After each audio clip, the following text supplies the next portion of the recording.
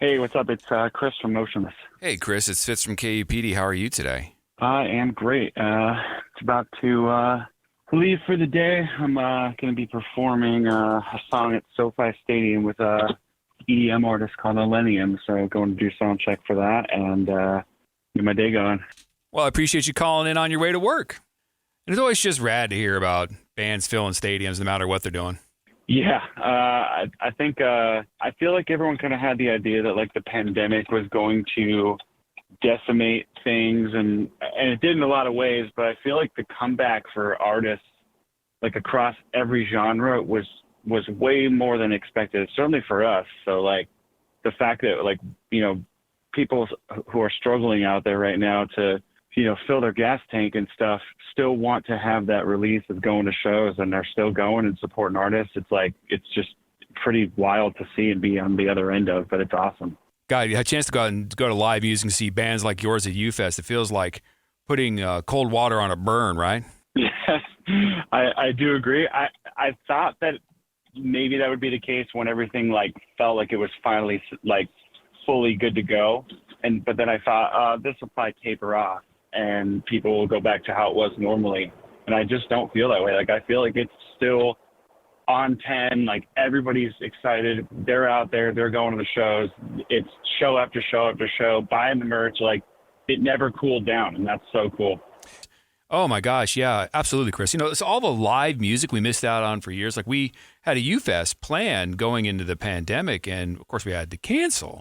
And on that bill, Phil Anselmo was going to do an all Pantera set in like 2020. Yeah. And just as a dude of a certain age, I'm like, what? An all Pantera set? That's going to be amazing. Yeah.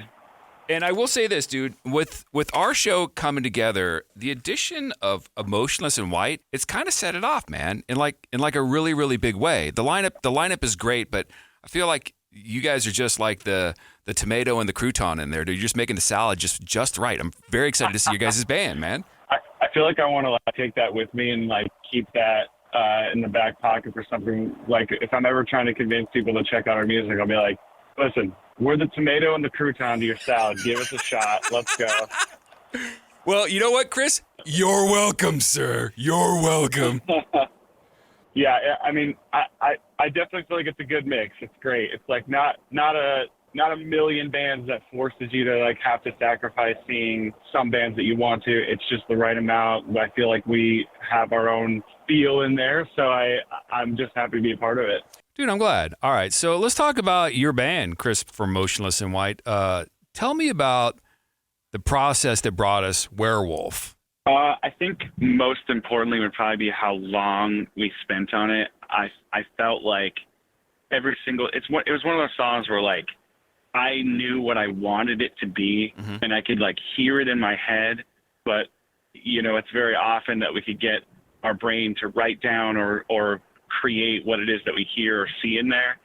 So it just took months of trying so many different things to like get it to be the exact thing that was in my head. And I was like, I'm not giving up on this. I'm not just going to put it in a shelf for another day or just accept like the next coolest thing.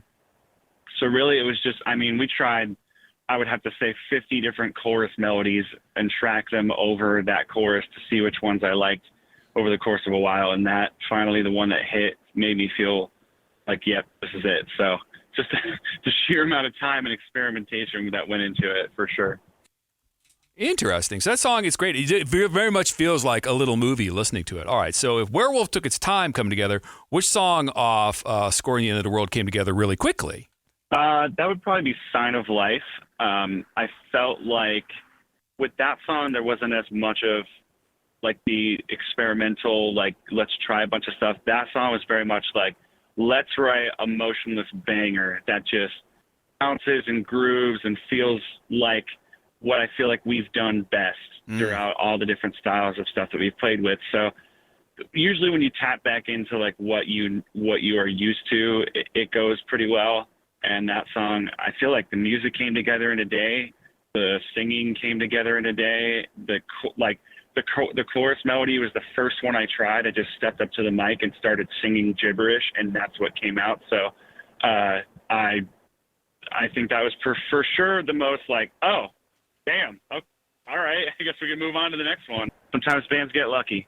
Interesting, Chris. Can we talk about the show's headliner, The Offspring, for a second? Absolutely. What was the first time you remember hearing music from The Offspring? I remember actually very, very vividly.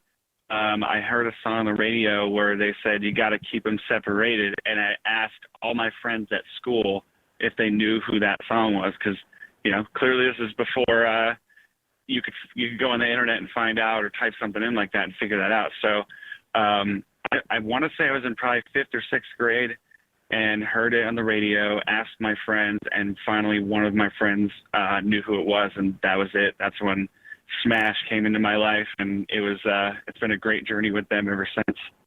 Yeah, it was hard to find out who did that song back in the day because, Shazam wasn't a thing.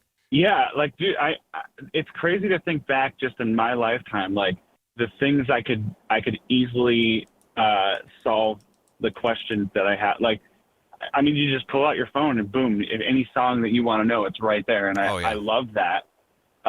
Or like if you want to go back and watch a show from when you were a kid, just go on the internet. There it is. You don't have to dig through VHS tapes hoping that you taped it. It's awesome. I just got a scent memory of opening a VHS cassette. You know what I'm saying? Oh yeah. Oh yeah. Those days were great.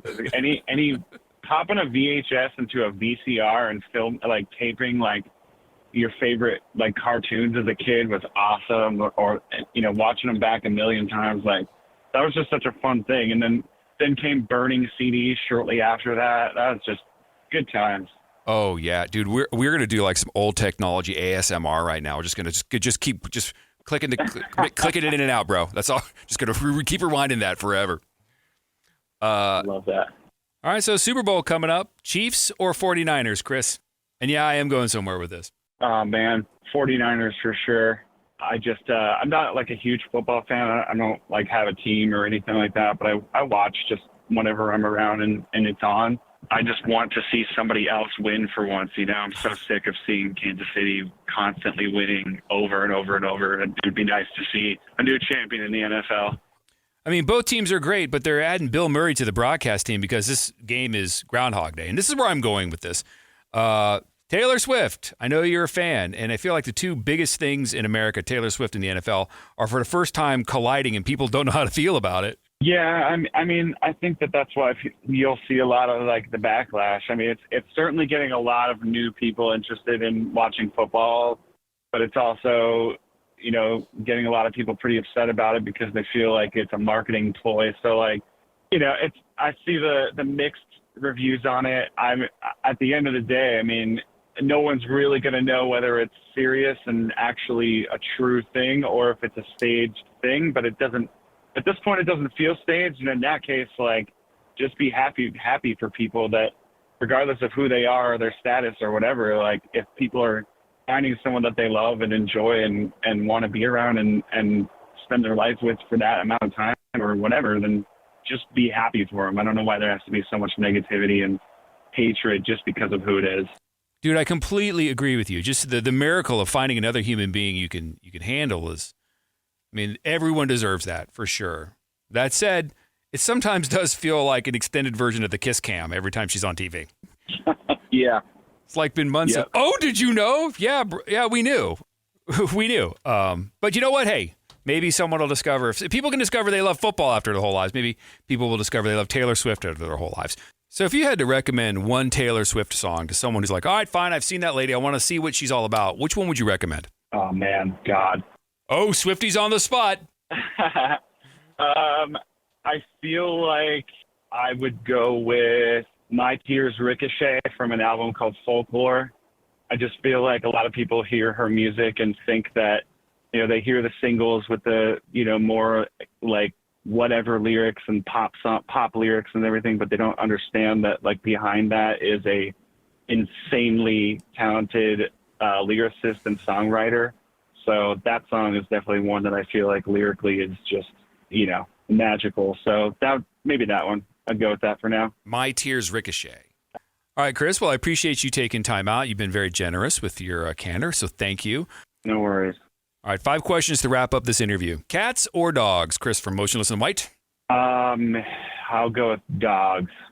Dogs. All right. Batman or Superman? Batman. Chicken or beef?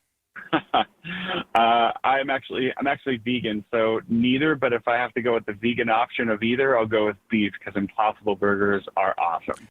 Impossible Burgers are great. And, you know, I know it's sort of like, oh, vegan, let's yell at that guy for how he eats. But first, none of my business. Also, people eat way more vegetarian food than they think already. Like Italian is practically all vegetarian as it is. Yeah, I don't think people realize how much of what they actually eat is just vegetarian or vegan naturally. Like Oreos are vegan, but if you were like, here, try these vegan cookies without knowing what they were, they'd probably be like, no, I don't want that. You know, like it's funny, but there's a lot out there and it's pretty easy at this point with how much is available. Okay, Chris, let's move on. Tanks or helicopters, sir? Definitely tanks because I'm scared of heights pretty bad and flying. So let's go with tanks. All right, and motorcycles or hot rods? Ooh, I'm gonna go with hot rods. Okay, Chris, one more. What was the first car you ever owned? A Dodge Neon. Oh, dude, I had one of those forever. What year was it? Yep. I want to say it was a 2000. Yeah, I'm pretty sure it was a 2000 Dodge Neon. The crazy thing is that was handed down to my younger brother after I was done with it. And he recently not recently, a couple years back, got done with it. And now it's just parked at the warehouse that I own for all of our like band stuff and everything. So it's just parked outside because we can't let it go. It's the first car of both of us, and it's tough to say goodbye, but it's trashed. Oh, my God, dude. If you ever feel like posting that on social media, I would say you would get at least one like from a dude in Arizona who would love to see that car. Yeah, it's in rough shape, so maybe I share it. I'll just be like, I'll do a little tour I'll open up the inside and give people a tour of my first car. Oh, my God. I cannot encourage you enough to post that video. I'll tell you, man, you'll get a like in Arizona for sure. Got it. All right. I'll consider that for sure. Thank you, Chris. You have a great day, and we will see you in a couple of weeks, all right? Yeah, very much looking forward to it. Thanks for having us. All right, we'll talk to you later. See you then. Bye.